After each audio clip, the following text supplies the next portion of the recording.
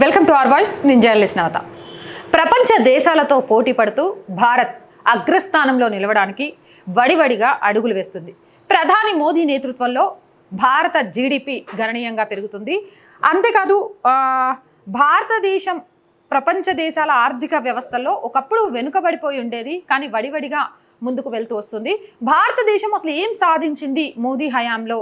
ఇక్కడ ఆకలిలు ఉన్నాయి, లేకపోతే నిరుద్యోగం ఉన్నది, లేకపోతే ఇక్కడ పేదరికం ఉంది అని మాట్లాడే వాళ్ళ కోసం ఈ వీడియో స్పెషల్గా చేయడం జరుగుతోంది.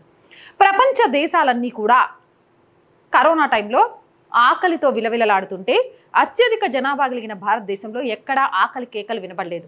ప్రతి ఒక్కరికి కుటుంబంలో ఎంతమంది ఉంటే అంతమందికి 5 కిలోల చొప్పున ఉచిత రేషన్ ఇప్పటికీ అందుతుంది. అది ఒక భారతదేశంలో మాత్రమే సాధ్యమైంది. ప్రపంచ దేశాల్లో కొంత జనాభా ఉన్నా కూడా కరోనా టీకాలు అందక వాటికి సంబంధించి లక్షల్లో వెచ్చించాల్సిన పరిస్థితులు వస్తే భారతదేశంలో అత్యధిక జనాభా కలిగి ఉన్నా కూడా ప్రతి ఒక్కరికి ఉచిత టీకాలను అందించింది మన ప్రభుత్వం. ఇక నిరుద్యోగం గురించి మాట్లాడాల్సి వస్తే వడివడిగా పెరిగిపోతున్న జనాభా కూడా, ఈ జనాభాకు తోడు పక్క దేశాల నుంచి అక్రమంగా వలసలు వచ్చి ఇక్కడ ఉన్న కొన్ని రాజకీయ బ్యాంకు కుహానా ఓట్ల కోసం ఇక్కడ పౌరసత్వం ఇచ్చి, ఇక్కడ ఆధార్ కార్డులు, ఇక్కడ ఓటర్ ఐడీలు ఇచ్చి వాళ్ళను కూడా కలిపేసిన నేపథ్యంలో ప్రభుత్వ ఉద్యోగమే రావాలి, ప్రభుత్వ ఉద్యోగం చేయని వాడు అసలు ఉద్యోగస్తుడే కాదు అన్నట్టు మాట్లాడే వాళ్ళకి ఏమీ చెప్పలేం.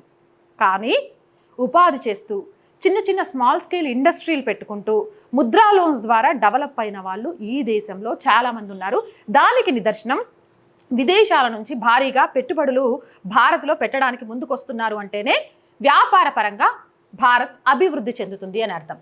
ఇక అలాంటి వాళ్లకు ఎప్పటికీ భారతదేశం ఉన్నత స్థాయిలో ఉంది అని చెప్పడానికి మనసు రాదు, ఒప్పుకోరు ఉందని చెప్పిన.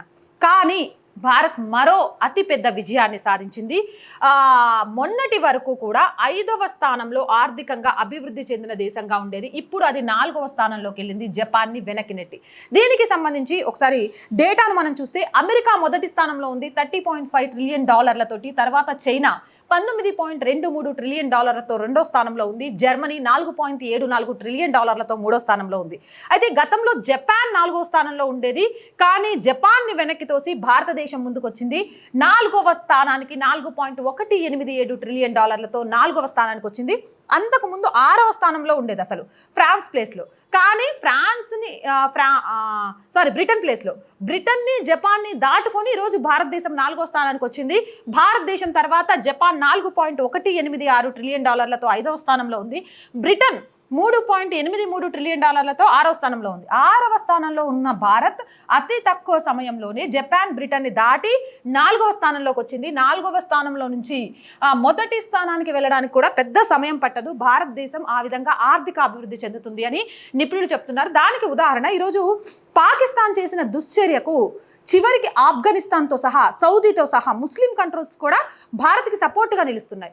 అగ్రదేశాలు రష్యా, అమెరికా కలిసి ఉండడం అనేది చాలా సందర్భాల్లో సుసాధ్యం అని చెప్పొచ్చు, కానీ అసాధ్యం అని చెప్పొచ్చు. కానీ భారత్ విషయంలోకి వచ్చేసరికి అది సుసాధ్యం అయిపోయింది. భారత్ విషయంలో అమెరికా, రష్యా ఒకవైపే నిలబడ్డాయి. ఇది చాలా ఆశ్చర్యకరమైన విషయం. అమెరికా, రష్యా అనే కాదు, జపాను, లేకపోతే Germany, France, Saudi Arabia, Afghanistan, ఇలా చెప్పుకుంటూ పోతే చాలా దేశాలు మీరు పాకిస్తాన్తో చేస్తున్న యుద్ధంలో మీకు ఎలాంటి సహాయం కావాల్సి వచ్చినా మీ వెంట మేము ఉంటాం అనే భరోసా ఇచ్చారు. అంటే బలవంతుడి వైపు ఎవరైనా నిలబడడానికి ప్రయత్నం చేస్తారు. మరి భారత్ వైపు నిలబడడానికి ప్రయత్నం చేస్తున్నారంటే భారత్ ఎదిగినట్టు కాదా? భారత్ ఒక బలవంతమైన దేశంగా విస్తరిస్తున్నట్టు కాదా? అది ఎందుకు జనాలకు కనిపించట్లేదు? పొద్దస్తమానం భారత్ని విమర్శిస్తూ ఆ లోపాలున్నాయి, ఈ లోపాలే ఉన్నాయని చెప్పడమే కానీ మేరా భారత్ మహాన్, నా దేశం చూసి ఈరోజు ప్రపంచ దేశాలు సెల్యూట్ చేస్తున్నాయని చెప్పుకోలేకపోతున్నారంటే వాళ్ళ గురించి ఏం మాట్లాడాలో నాకు తెలియదు. అది పక్కన పెట్టేస్తే తర్వాత ఫ్రాన్స్ 7వ స్థానంలో ఉంది 3.2 ట్రిలియన్ డాలర్లతోటి. ఇటలీ 2.42 ట్రిలియన్ డాలర్లతో 8వ స్థానంలో ఉంది. కెనడా 2.22 ట్రిలియన్ డాలర్లతో 9వ స్థానంలో ఉంది. బ్రెజిల్ 2.12 ట్రిలియన్ డాలర్తో 10వ స్థానంలో ఉంది. ఏదేమైనా కానీ ఆర్థికంగా ఒక్కొక్క అడుగు ముందుకు వేస్తూ భారత్ 4వ స్థానానికి చేరుకుంది. ఒక భరతమాత ముద్దుబిడ్డగా భారతీయురాలుగా నిజంగా నాకు ఇది గర్వంగా ఉంది. మొదటి స్థానంలో కూడా త్వరలోనే రావాలని మనస్ఫూర్తిగా కోరుకుంటున్నాను. ఈ దేశం ఆర్థికంగా కానీ మరో రకంగా కానీ అభివృద్ధి చెందడంలో భారతీయులుగా మనందరం కూడా ప్రభుత్వానికి మద్దతుగా ఉండాలి. ఈ దేశంలో ఉన్నది ఒకటే ప్రభుత్వం, ఒకటే రాజ్యాంగం, మనమంతా ఒకటే చట్టం కింద ఉండాలి, భారతీయులుగా మాత్రమే బ్రతకాలి అని మనస్ఫూర్తిగా కోరుకుంటున్నాను. మరి మీరేమంటారు అనేది కామెంట్ సెక్షన్లో పెట్టేయండి.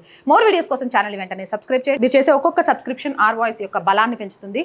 అలాగే కంటెంట్ బాగుంది అనిపిస్తే మీకు తెలిసిన గ్రూపులన్నిట్లలో షేర్ చేయండి. వీడియో వైరల్గా మారడం ఎలా అంటే మీరు చేసే ఒక్కొక్క లైక్, అంటే లైక్స్ ఎక్కువ ఉంటే వీడియో వైరల్గా మారడానికి కారణమవుతుంది. కాబట్టి please like our videos and ఆర్థికంగా ఆర్ వాయిస్కి చేయుతగా నిలవండి. నిజంగా ఈ ఛానల్ చూస్తున్న మీరు తప్ప మా ఛానల్కి ఉన్న బలం, లేకపోతే మా ఛానల్కి ఉన్న వెనుక ఎవ్వరూ లేరండి. చూసి అభిమానిస్తూ ఆదరిస్తూ మీరు చేస్తున్న సహాయమే ఈరోజు ఈ ఛానల్ని నడిపిస్తుంది. చాలామంది ఫోన్స్ చేసి నీ ఆఫీస్ ఎక్కడ చెప్పు అని బెదిరిస్తే రండి ఆఫీస్కి, ఏం చేస్తారు, బరాబర్ నేను చేసింది తప్ప, మీరు చేసింది తప్ప, కూర్చోబెట్టి లైవ్లో మాట్లాడుకుందాం అని అనాలని ఉంటుంది. కానీ ఆఫీస్ లేదు. దానికోసం శతవిధాల ప్రయత్నం చేస్తున్నాను. ఇంటి దగ్గర అక్కడ ఇక్కడ ఉండి వీడియోస్ చేస్తున్నాను. నా వల్ల ఎక్కడి వరకైనా వెళ్ళడానికి నేను సిద్ధంగా ఉంటాను. కానీ కుటుంబం ఎలా ఉంటుందో తెలుసు కదా, పెద్దవాళ్ళు ఉంటారు ఇంట్లో, అందుకని ఇక్కడ దాకా వాళ్ళని పిలవలేకపోతున్నారు. అలాంటి వాళ్ళకి చెక్ పెట్టాలి. అలాంటి వాళ్ళ మాటల్ని ప్రజలకు కనిపించేలాగా వాళ్ళని తీసుకొచ్చి కూర్చోబెట్టాలి అని ఉంది. దానికోసం ఒక ఆఫీస్ అనేది అయితే చాలా చాలా చాలా ముఖ్యమండి. మాకు చాలా కష్టపడుతున్నాం, కానీ మీ అందరు సహాయం చేస్తే చాలా ఈజీ అవుతుంది. ప్లీజ్ ఆర్థికంగా సపోర్ట్ చేయండి. ఆఫీస్ పెట్టుకోవడానికి చేయాలి అనుకునేవారు సబ్స్క్రిప్షన్ పక్కనే జాయిన్ అనే బటన్ ఉంది. 1 to 5 లెవెల్స్ ఉన్నాయి. ఏదో ఒక లెవెల్లో సపోర్ట్ చేయండి. అలాగే స్క్రీన్ మీద గూగుల్ పే, ఫోన్పేతో పాటు అకౌంట్ డీటెయిల్స్ కూడా ఉన్నాయి. మీకు తోచిన సహాయాన్ని అందించవచ్చు.